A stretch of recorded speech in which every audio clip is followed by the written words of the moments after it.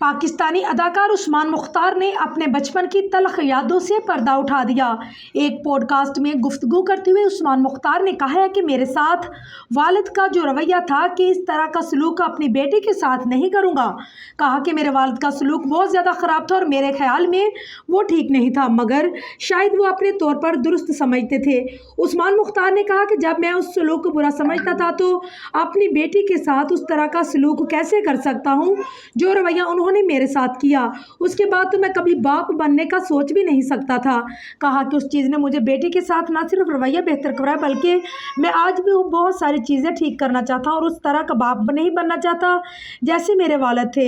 एक सवाल के जवाब में अदाकार ने बताया कि जब मैं 4th ग्रेड में था तो एक रोज़ वालिदा ने मुझे तफरीह का कहा और फिर हम गाड़ी में बैठ के जब मेरे कपड़े, बिस्तर और बुक्स वगैरह ले गई, उन्होंने कहा कि जब मैं एक जगह पर पहुँचे तो मुझे मेरे कमरे पर ले जाकर दिखाई ये मेरा बिस्तर है। तो मैंने पीछे मुड़कर देखा तो वालिदा जा चुकी थी और फिर मैंने बोर्डिंग स्कूल में 5 साल गुजारे। उस्मान मुख्तार ने कहा कि मैं बोर्डिंग स्कूल में छोड़ के जाने पर वालिदा को कभी भी गलत नहीं कहता, क्योंकि उस वक्त वो बहुत ज़्यादा जद्दोजहद और सख्त ज़िंदगी गुजार रही थी।